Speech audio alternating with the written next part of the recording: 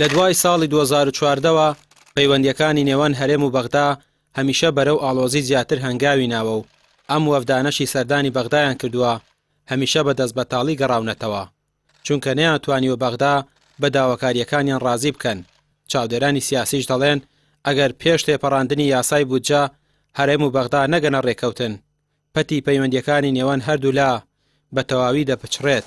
لە دوایەوەش دۆخی موچەی فەرمانبەرانی هەرێم بە تەواوی دەکەوێتە مەترسیەوە. توانین بڵێن بە درێژایی مێژوو بە تەوێت لە دوای 2023ەوە متمان لە نێوان هەرێمی کوردستان و حکومەتی ناوەندیدا نەبووە و هاتی کاتێک هەرێکە لەم دوانە کە بەهێز ببێ ویسیدی فەرزی ئیرادی خۆی بەسەر ئەوی ترا بکە. بۆیە دەبینین تا 2014 هەرێمی کوردستان بەهێز بوو ئەیتوانی فەرزی ئیرادی خۆی بەسەر بەغادا بکە، بەڵام ئێستا بینین هەرێمی کوردستان لەو پەڕی بارودۆخی لاوازی پەرشوبڵایی نێوماڵی خۆی دایەتی ئێستا بەغا ئەوێ فەرزی ئیرادی خۆی بەسەر هەرێمی کوردستان بکە. ئەگەر لە ڕابردوودا هەرێمی کوردستان بەبێ کە پابند بێ بە بڕیارەکان و بە پرۆژە یاسای بودجەی حکومەتی عێراق لەبەر کۆمەڵی اعتیبارات و لەژێر کۆمەڵی زەخت و شارە توانی بێتی بڕێک لە شایستەدارەکانی هەرێمی کوردستان بنێرێ. ئەوە بەڵام لە ئێستا دەکە عێراق هەم خۆی تاڵادەیەک لە ڕووی ئابووری و کێشەی گەورەی هەیە و هەم لە ڕووی هێزە شیعەکان کە ئێستا باڵەدەستن لە عێراق و ئەمانەش بە جۆرەجۆرەکان ژیاتی هەرێمی کوردستانەکەن و متمان لە نێوانیاندا نەماوە و ئەنە فەرزی ئیرادی خۆیان بەسەر هەرێمی کوردستان بکەن. بۆیە بەڕاستی لە حاڵەتی ڕێک نەکەوتن و لە حاڵەتی پابند نەبوونی هەرێمی کوردستان بە مەرجەکانی پرۆژە یاسای بودجەی 2021 قورسە کە جارێککە عێراق بتوانێت کە شایستەدارەکانی هەرێمی کوردستان بنێرێ. هەرچەندە عێراقش لە ئێستادا بە دۆخێکی ئابووری سەختدا تێدەپەڕێت، بەڵام دەوترێت هەرێم لە دوای 2014ەوە ئابوووریەکەی داڕوخاوە. بەڵام دوجار کلیلی چارەسەری کێشەکانی هەرێمیش تەنها لە دەستی بەغدادایە.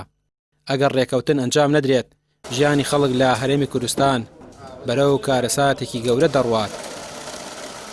ڕێگەر بێت و حکوومەتی هەرێمی کوردستان نەتوانێت پێش ئەوەی دانیشتەکانی پەرلەمان کە ئەکرێ لەسەر بودجەی 2021 نەتوانێت بگاتە ڕێکەوتنێکی شەفاف، ڕێکەوتنێکی دوولایەنە، واتە هەردوو لا لە کۆنگرەیەکی ڕۆژنامەوانیە ئاشکرای بکەن.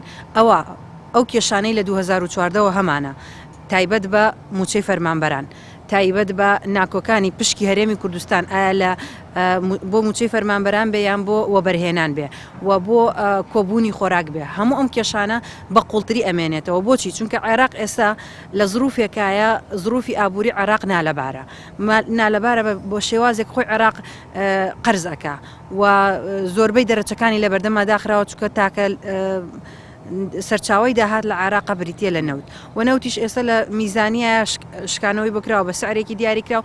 سعری نەوتیش چەند بەرز بێتەوە لەبەرەوەی بەهای دۆلار گۆڕانکاری بەسەر هاتۆ لە بەرامبەر بەهای دینارە. بۆیە پێویستە یەکەم شت حکوومەتی هەرێمی کوردستان بارودۆخی عێراق بە هەند وەربگرێ، بتوانێت پێش ئەوەی دانیشتەکانی پەرلەمان کرێ بە تەواوەتی ڕێکەوتنێکی تەندروست، ڕێکەوتنێکی کۆنکرێتی بڵین لەگەڵ عێراقا واژووکە یان ئاشکرای بکە. هەرێم کاتێک نیازپاکی خۆی بۆ عێراق دەسەلمێنێت کە بۆ عێراقیش درەنگ بووە. عێراق بە زەحمەت ئێستا دەتوانێت موچەی فەرمانبەرانی دابین بکات. لەلایەکی دیکەشەوە بە درێژایی چەند ساڵی ڕابردوو هەرێم پابەندی ڕێکەوتنەکان نەبووە لەگەڵ عێراق.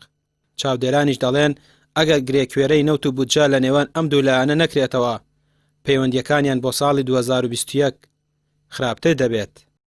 ڕامیار عوسمان، کەناڵی پێام، سلێمانی.